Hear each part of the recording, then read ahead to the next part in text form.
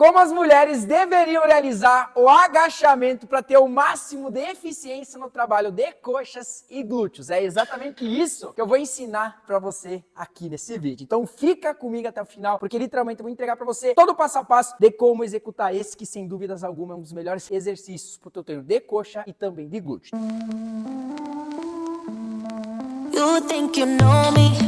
Então vamos lá.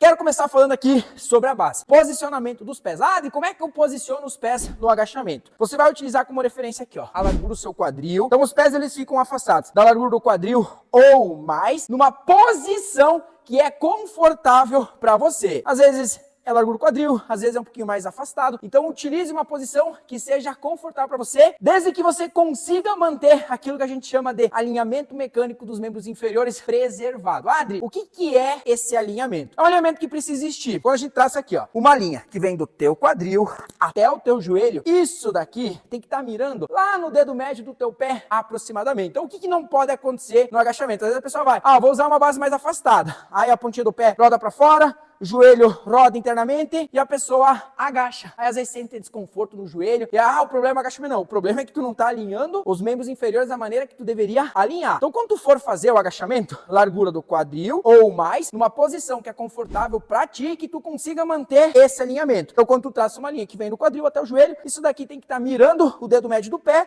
e aí você vai executar o agachamento. E o tempo inteiro você vai manter esse alinhamento. Detalhezinho aqui, ó, sobre a posição dos pés. A pontinha dos pés fica levemente rodado para fora. Então é dessa forma que você se posiciona para executar o exercício. Agora falando um pouquinho aqui sobre o apoio da barra aqui nas costas, o que eu quero que você entenda? Inicialmente, né, você então tem que centralizar. Então, ó, centralizei aqui na barra. Vou me posicionar para fazer o exercício. Você nunca, vai apoiar a barra em cima do teu pescoço. Se tu fizer isso aqui, realmente é desconfortável.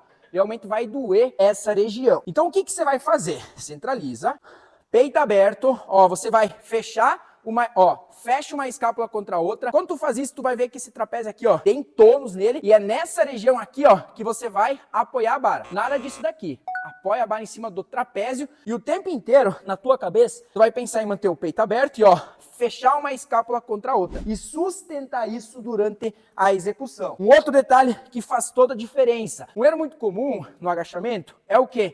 É ficar com o cotovelo apontando assim, para trás. Não pode, tá? Cotovelo tem que apontar mais pro chão, em direção ao chão, para você manter o melhor alinhamento possível. E aí você, mantendo peito aberto, as escápulas fechadas, cotovelos aqui, apontando pro chão, aí sim você vai se posicionar para executar o exercício. E aí, sobre a execução, o que eu preciso que tu entenda? A gente sempre vai procurar manter a coluna alinhada e a gente vai procurar agachar o máximo que a gente conseguir, desde que, claro, né, a gente mantenha uma boa técnica de execução. Então, assim, como é que você sabe se você está agachando na amplitude certa? Vamos lá. Entenda aqui, a nossa coluna, ela apresenta algumas curvaturas, que são fisiológicas, que são naturais. Durante a execução do agachamento, à medida que a gente vai descendo, o que eu quero que tu perceba aqui? A minha coluna, ela não vai curvar, ela vai ficar alinhada o tempo inteiro. Então eu vou procurar agachar o máximo que eu conseguir, sustentando esse alinhamento. Se chegar um ponto em que, se eu continuar descendo, o meu quadril ele começa a girar, e olha a minha coluna como é que ficou agora toda curvada. Eu tenho que parar o movimento antes que isso aconteça. Então eu vou agachar o máximo que eu conseguir, mantendo a coluna alinhada. Para mim é aqui. Vou descer mais um pouquinho. O meu quadril começa a girar, a coluna começa a arredondar. Para antes e trabalha dali para cima. E aí, se agora você está pensando assim, mas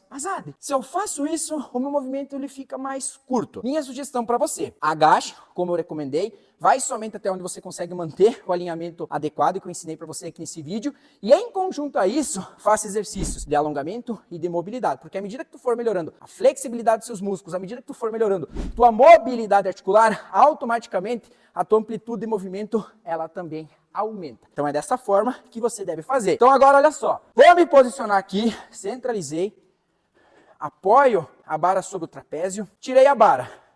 Vou dar um passinho para frente para executar. Não precisa ir lá na frente, tem gente que vai longe, não. Fica próximo do local que você tirou a barra. Afasto os pés, pontinha dos pés levemente rodado para fora, joelho, acompanhando a pontinha do pé. E aí sobre a execução, um detalhe importante é isso daqui, ó. Você não vai dar uma bundada para trás e descer. Pense o movimento de agachamento iniciando pelos joelhos. Então, ó, você começa flexionando o joelho. É basicamente junto, tá? Flexionar o joelho e o teu quadril descer. Só que começa pelos joelhos. Tem gente que pensa assim, é bumbum para trás. Não, você começa flexionando os joelhos e aí o quadril desce. E aí você desce o máximo que conseguir, mantendo a coluna alinhada, sempre olhando para frente, força para subir. Então é dessa forma que você deve executar o agachamento. Então são detalhes que fazem toda a diferença. E se esse vídeo te ajudou, não esquece de deixar o seu like. E se você ainda não é inscrita, se inscreve para ajudar o canal. No mais, um forte abraço, até o próximo vídeo.